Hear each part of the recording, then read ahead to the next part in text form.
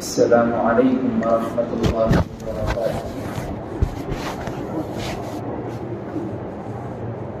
الحمد للہ رب العالمین والصلاة والسلام علی سید الانبیاء والمرسلین وعلی آلہ واصحابہ اجمعین، اما بعد، قال اللہ تبارک وتعالی فی کلامہ المجید والفرقان الحمید، اعوذ باللہ من الشیطان الرجیم، بسم اللہ الرحمن الرحیم، ولا تقتلوا انفسکم ان اللہ کان بکم رحیما ومن یفعل ذلك عدوانا وظلما فسوف نصلیہ نارا وكان ذلك على الله يسيرا۔ وقال في موضع آخر: ولا تلقوا بأيديكم إلى التهلكة وأحسنوا إن الله يحب المحسنين، صدق الله العظيم۔ حضرات سامعین، معزز بزرگوں اور دوستوں، گھر میں بیٹھ کر سننے والی خواتین اسلام، اللہ تبارک و تعالی نے جتنے انسانوں کو دنیا میں پیدا کیا،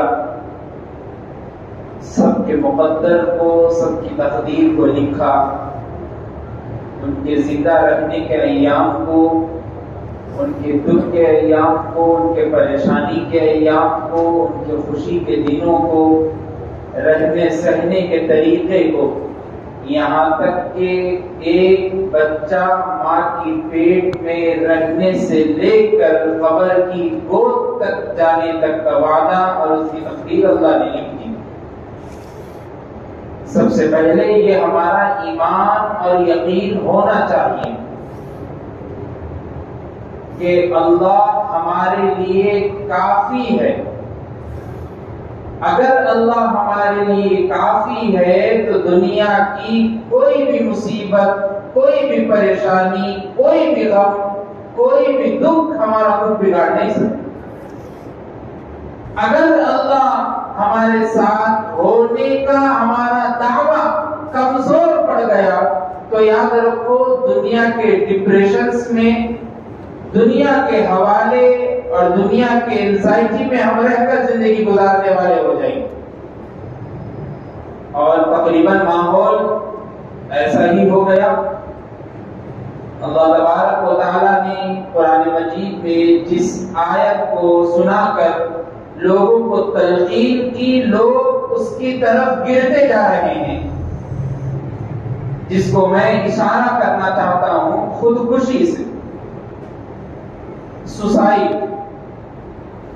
آپ روزانہ کی نیوز، روزانہ کے پیپرز پڑھنے والے، اخبارات کو دیکھنے والے لوگ ہیں، آپ دیکھ رہے ہیں کہ لوگ اپنے آپ کو مار رہے ہیں، چاہے کسی بھی طریقے سے ہو۔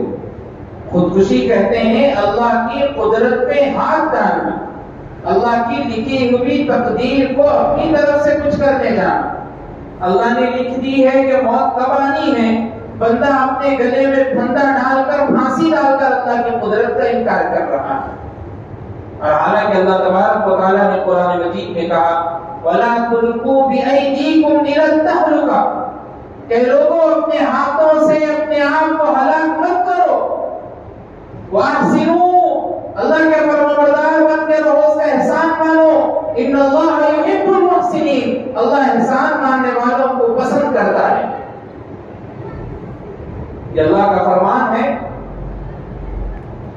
اس کے باوجود بھی لوگ سوسائڈ میں، خودکشی میں پڑتے نظر آ رہے ہیں۔ مطالعہ کرنے کے بعد، حالات جاننے کے بعد معلوم ہوا کہ لوگ 3 چیزوں کا شکار زیادہ ہو رہے ہیں۔ سب سے زیادہ تو ڈپریشن کا شکار ہوتے ہیں، دماغی مرض، دماغی بوجھ اتنا آ جاتا ہے کہ لوگ اس سے بہت زیادہ پریشان ہیں، انزائٹی کا شکار ہو جاتے ہیں۔ کئی اسکولز میں، کالجز میں پڑھنے والے بچے بچیاں کالجز کی پڑھائی کے بعد، ان کے فورس ڈالنے کے بعد، ماں باپ کا فورس ہونے کے بعد، ٹیچرز کا فورس ہونے کے بعد بچی کو اور وہ لڑکے کو سمجھ نہیں آتا کہ اب آگے کیا قدم اٹھانا ہے، اور قدم یہ اٹھاتے ہیں کہ خودکشی اور سوسائڈ کرنا۔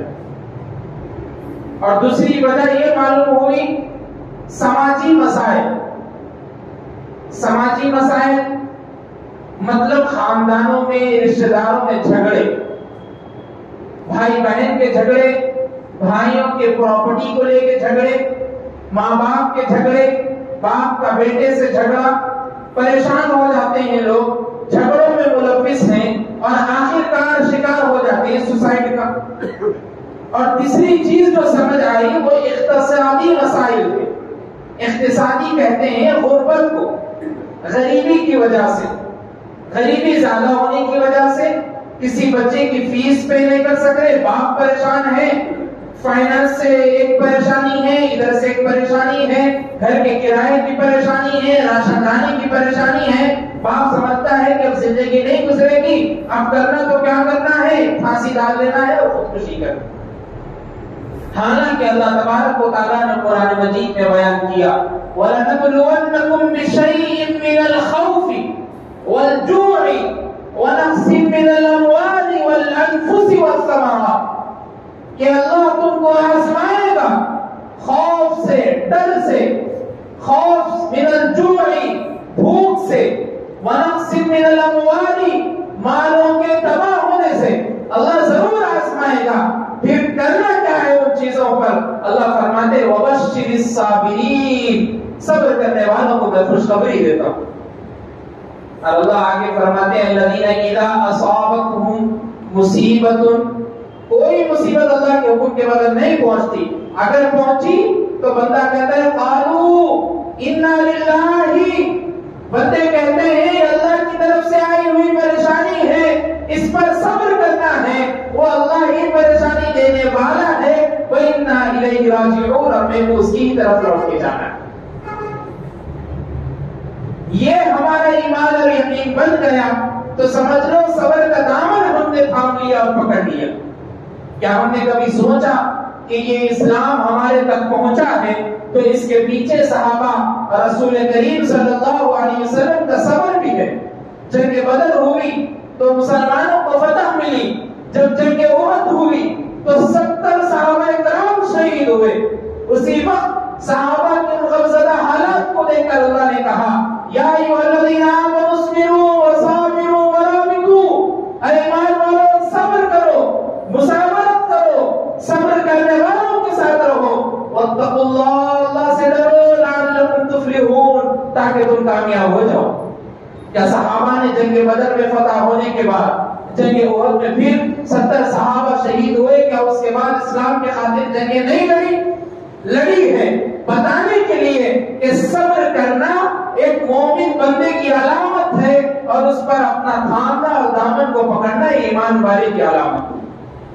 اسی لیے ہم سورہ عصر پڑھتے ہیں، اللہ فرماتے ہیں والعصر ان الانسان لفی خسر الا الذین آمنوا وعملوا الصالحات وتواصوا بالحق وتواصوا بالصبر۔ اللہ تعالیٰ نے سورہ عصر کو ختم کیا صبر کی ٹاپک کو لے کر۔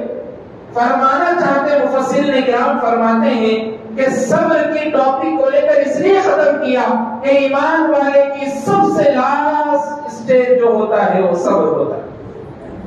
اگر کسی بندے نے صبر کر لیا اور صبر کے دامن کو مضبوطی سے تھام لیا تو اب اس کو پریشانی اور دکھ کی کوئی بات نہیں، اللہ اس کے ساتھ ہے۔ اور اللہ نے فرمایا بھی ان اللہ مع الصابرین، میں بے شک اللہ صبر کرنے والوں کے ساتھ۔ اس کے باوجود بھی لوگ خودکشی جیسے فعل حرام کی طرف بڑھتے ہیں، حالانکہ رسول کریم صلی اللہ علیہ وسلم نے فرمایا، بخاری اور مسلم کی روایت ہے، آپ فرماتے ہیں کہ جس شخص نے اپنے آپ کو پہاڑ سے گرا کر مار لیا تو اللہ کے رسول صلی اللہ علیہ وسلم نے فرمایا وہ دوزخ میں ایسے ہی رہے گا، ہمیشہ ہمیشہ وہ ایسے ہی رہے گا۔ پھر آگے فرمایا جس شخص نے زہر کھا کر اپنے آپ کو ختم کر لیا، اللہ کے رسول صلی اللہ علیہ وسلم نے فرمایا وہ دوزخ میں ایسے ہی رہے گا، ہمیشہ ہمیشہ ایسے ہی رہے گا۔ پھر آگے فرمایا جس شخص نے اپنے آپ کو لوہے کے ہتھیار سے مار لیا، اللہ کے رسول صلی اللہ علیہ وسلم نے فرمایا وہ دوزخ میں ایسے ہی رہے گا، ہمیشہ ہمیشہ ایسے ہی رہے گا۔ پھر آگے فرمایا جس شخص نے اپنے آپ کو آگ سے جلا لیا وہ دوزخ میں ایسے ہی جلتے رہے گا اور اپنے پیٹ میں آگ بھرتے رہے گا اور وہ ہمیشہ ہمیشہ ایسے ہی رہے گا۔ بخاری کی روایت ہے، صاف سیدھے انداز میں اللہ کے رسول صلی اللہ علیہ وسلم نے خودکشی کرنے والوں کے بارے میں فرمایا اور لعنت بھیجی کہ اگر کوئی بندہ اپنے آپ کو فعل حرام میں ڈال کر اللہ کی دی ہوئی تعلیمات اور اللہ کی دی ہوئے اوقات میں سے اپنے آپ کو انٹرفیئر کر خودکشی کرتا ہے اور ٹائمنگ کو چینج کرنا سوچتا ہے تو اللہ اس کے ساتھ دوزخ میں ایسا ہی برتاؤ کرے۔ اور اللہ کے رسول صلی اللہ علیہ وسلم نے ایک اور جگہ پر ارشاد فرمایا مومن بندے کو جب کوئی مصیبت پہنچتی ہے یا تھکان ہوتی ہے تو اللہ اس کی وجہ سے اس کے گناہوں کو مٹا دیتے ہیں۔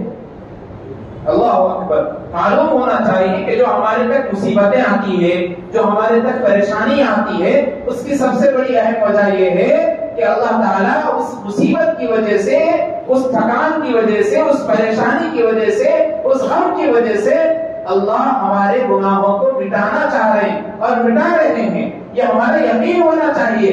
اس لیے اپاجان حضرت عائشہ رضی اللہ تعالیٰ عنہ فرماتی ہے کہ جب بھی بخار آتا ہم کو تو اللہ کے رسول صلی اللہ علیہ وسلم کہتے ہیں کہ عائشہ نماز پڑھا کرو، اللہ تمہارے گناہوں کو معاف کر رہا ہے۔ بخار کی ایک علامت ہے، یہ بھی ایک مصیبت ہے، یہ بھی غم ہے۔ اللہ کے رسول صلی اللہ علیہ وسلم نے اس کے اوپر یہ ارشاد فرمایا، حالانکہ ہماری جان اور انسان کا جسم، اللہ کے رسول صلی اللہ علیہ وسلم نے خانہ کعبہ کے سامنے کھڑے ہو کر کہا تھا اے خانہ کعبہ تو سب سے زیادہ حرمت والا ہے، میں مانتا ہوں، لیکن ہمارے جسم سے زیادہ تیری حرمت کوئی نہیں، انسان سے زیادہ۔ اس کے باوجود بھی لوگ اس حرمت والے جسم کو کسی اور جگہ پر مارتے ہیں، کہیں اور جگہ پر سوسائڈ جا کر کرتے ہیں، پریشانی غم پر صبر نہیں کر اپنے آپ کو ہلاکت میں ڈال رہے ہیں۔ یہ کہاں کی عقل مندی کی بات ہے، آپ بتائیے۔ اللہ کے رسول صلی اللہ علیہ وسلم نے ایک اور جگہ ارشاد فرمایا، حضرت جندب سے مروی ہے، آپ فرماتے ہیں، بخاری کی روایت ہے کہ ایک شخص کو کوئی زخم ہوا تھا، اللہ کے رسول صلی اللہ علیہ وسلم نے فرمایا کہ پہلے کہ ایک شخص تھا اس کو کوئی زخم ہوا تھا، اس نے اس بیماری سے تاب نہ لا کر کے خودکشی کر لی، پریشانی میں مصیبت میں صبر نہیں کیا، ایک مصیبت آئی، ایک بیماری آئی، اس میں برداشت نہیں کر گئے، اپنے آپ کو خودکشی کر لی۔ اللہ رب العزت نے فرمایا میرے بندے نے مجھ سے آگے نکلنے کی کوشش کی اور میں اس کی روح تک کے نکلنے تک صبر سے کام نہیں لوں گا، اس کے اس عمل کرنے کی وجہ سے اللہ کے رسول صلی اللہ علیہ وسلم نے فرمایا جنت اس کے اوپر حرام ہو گئی۔ آپ سوچئے سمجھیے، اپنے بچوں کو کالجز میں پڑھنے والے، یونیورسٹیوں میں پڑھنے والے بچوں کو اس کی طرف مائل کیجئے کہ ڈپریشن کا شکار مت ہوئیے، دماغی مرض میں مبتلا مت ہوئیے۔ اگر ایسے بچے، ایسے بچیاں جو آپ سے سوال کرتے ہیں کہ ابا اگر ہم فیل ہو جائیں اتنی بڑی کلاسز میں جانے کے بعد، اتنا کچھ پڑھنے کے بعد، کیا آپ ہم کو ماریں گے؟ کیا خاندان والے کچھ برا بھلا کہیں گے؟ آپ باپ ہیں، ان کے سائے میں کھڑے ہو کر کہنا چاہیے کہ بیٹی آپ جس طریقے سے پڑھنا چاہتے ہیں پڑھیے، آپ کا باپ جب تک زندہ ہے آپ کو پڑھانے کے لیے تیار ہے۔ اگر باپ یہ کہے گا تو بیٹی کے اندر ہمت پیدا ہوگی۔ اگر وہی باپ کھڑے ہو کر کہتا ہے کہ اگر میں اتنی فیس دے دیا، اتنے پیسے دے دیے، اگر تم پاس نہیں ہوئے تو میں تمہارے کو دیکھو کیا کرتا ہوں، تو وہی بچی اگر ناکام ہوئی، ناکام ہو گیا بچہ، تو خود کو کیا کرے گا؟ یہی خودکشی کا شکار ہو جائے گا، کہیں محلے میں، کہیں اطراف میں، کھیت جنگلات میں جائے گا اور اپنے آپ کو پھانسی کے پھندے سے لگا لے۔ مشہور واقعے ہمارے حیدرآباد میں، وہ سٹی میں ہم دیکھتے رہتے ہیں، کئی دنوں سے پرچے میں، کئی دنوں سے اخبارات کا، کئی دنوں سے نیوزوں میں یہ بات پھیل رہی ہے۔ تقریباً تلاب پٹے پہ حال فی الحال 2-3 مہینے پہلے مسجد فتح شاہ میں ایک مؤذن صاحب نے اپنے کمرے میں خود پھانسی لگا لی، وجہ معلوم نہیں ہوئی۔ پولیس والوں نے یہ کہا کہ ہم معلوم کر رہے ہیں، وجہ 3 مہینے ہو گئے، اب تک وجہ معلوم نہیں ہوئی۔ کیا ہے وہی مسئلہ؟ ایک مول صاحب ہے، پریشان ہے، غم میں ہے، مصیبت میں ہے، کوئی مسلی آ کر اب تک نہیں پوچھے کہ مول صاحب آپ پریشان دکھ رہے، وجہ کیا ہے؟ اب کیا کریں گے؟ باہر سے آئے، کمانے کے لیے آئے، جینے کے لیے آئے، ایک حالت سچویشن ایسی آئی کہ آپ پھانسی لے لیے اپنے آپ۔ ہم پرسوں ہی دیکھے ڈاکٹر مظہر الدین صاحب اویسی ہاسپٹل کے اتنے بڑے ڈاکٹر تھے، اپنی بندوق سے اپنے آپ کو گولی ماری ہے۔ وجہ کیا ہے؟ کیوں پریشانی ہوئی؟ کیوں معلومات ہوئے؟ کیا وہ ڈاکٹر تھے؟ ایک ڈاکٹر ایسا کرنے کے بعد پڑھنے والی بچیاں، پڑھنے والے بچے، ان کو سبق کیا ملا؟ سبق یہ ملا کہ اتنے بڑے ڈاکٹر ہونے کے بعد ہم بھی اینزائٹی کا شکار ہوتے ہیں، ہم بھی ڈپریشن میں آتے ہیں، ہمارے کو بھی ایسے ہی کرنا پڑتا۔ سبق یہ مل رہا میرے دوستوں، ہمارے آپ کو اپنے آپ کو بدلنا ہے۔ اللہ کے رسول صلی اللہ علیہ وسلم ایک مرتبہ جا رہے تھے، ایک آدمی کا نماز جنازہ دیکھا، اس کے بارے میں معلوم ہوا تو اللہ کے رسول صلی اللہ علیہ وسلم کو صحابہ نے کہا کہ اس نے خودکشی کر لی۔ اللہ کے رسول صلی اللہ علیہ وسلم نے اس کی نماز جنازہ نہیں پڑھائی، مسلم کی روایت ہے، اللہ کے رسول صلی اللہ علیہ وسلم نے نہیں پڑھائی نماز جنازہ۔ علماء کرام مفسرین کرام فرماتے ہیں کہ میت جو خودکشی کر لیا اس کی نماز جنازہ پڑھی جا سکتی ہے، لیکن باعمل لوگ، عالم لوگ، جن کو لوگ اوپر کی نظر سے دیکھتے ہیں، اوپر رکھ کر دیکھتے ہیں، ویسے لوگ نماز جنازہ میں شریک نہ ہو۔ آپ سوچئے کس حالت میں ہمارے لوگ ملوث ہیں، کیوں کر ایسا ہو رہا ہے؟ طفیل بن عمرو دوسی رضی اللہ تعالی عنہ اتنے بڑے اکابر صحابی میں سے تھے۔ ایک خواب آپ اللہ کے رسول صلی اللہ علیہ وسلم کے سامنے ذکر کرتے ہیں کہ آپ نے ایک ساتھی کو دیکھا، خواب میں جو صحابی تھے ان کو دیکھا، اللہ کے رسول صلی اللہ علیہ وسلم کو آ کر وہ واقعہ پورا بیان کیا اور فرماتے ہیں کہ ان کو میں نے دیکھا تو ان کا پورا بدن صحیح سالم تھا، لیکن ان کے دونوں ہاتھ ڈھپے ہوئے تھے، ڈھانکے ہوئے تھے کپڑے سے۔ میں نے پوچھا کیا ہوا، دونوں ہاتھ کیوں ڈھانکے ہوئے ہیں؟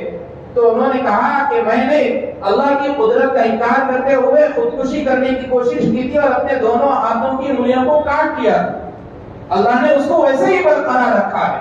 جب حضرت جندب نے اس خواب کو دیکھا تو اللہ کے رسول صلی اللہ علیہ وسلم کے سامنے بیان کیا تو اللہ کے رسول صلی اللہ علیہ وسلم نے ان کے بارے میں دعا کی اور کہا کہ اللہ ان کے ہاتھوں کو بھی صحیح کر دے۔ معلوم ہوا کہ جس حالت میں، جس سچویشن میں آپ پڑھتے ہیں، اللہ قیامت تک دوزخ میں آپ کو اسی حالت میں رکھے گا۔ اللہ کی قدرت کا انکار کر رہے ہیں آپ، اللہ نے دی ہوئی مہلت میں آپ انٹرفیئر کر رہے ہیں، اللہ کی دی ہوئی تاریخ کو بدلنے کی کوشش کر رہے ہیں۔ اللہ نے سب کے مقدر کو لکھا ہے، موت ہمیں کو آنی ہے، زندگی سے چھوڑ کر سب کو جانا ہے، لیکن اللہ کو ایک مان کر، اللہ کا ساتھ دے کر، صبر کا پیمانہ لبریز ہونے کے باوجود بھی صبر کا دامن تھام کر اللہ کے ہو کر رہنا، یہ زندگی کی اور مومن بندے کی علامت۔ مشہور محمد علی جوہر مشہور شاعر گزرے، ایک مرتبہ ان کو جیل ہوئی تو پہلی مرتبہ جب جیل میں جا رہے تھے تو معلوم یہ ہوا کہ ان کی بیٹی تھی۔ جب فرسٹ ٹائم جیل میں جا رہے تھے تو پہلی بیٹی کا انتقال ہوا کسی مرض کی وجہ سے، تو ان کو باہر بلایا گیا کہ نماز جنازہ پڑھیے، آپ کی خود بیٹی ہے۔ تو پھر تھوڑی دیر کے بعد معلوم ہوا کہ وہی مرض تھا، دوسری بیٹی کا بھی انتقال ہوا۔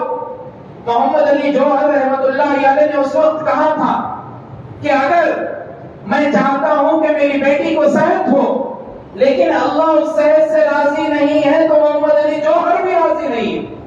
مشہور شعر کہا تھا، تیری صحت ہمیں منظور ہے لیکن، تیری صحت ہمیں منظور ہے لیکن اس کو نہیں منظور تو پھر ہمیں بھی منظور نہیں۔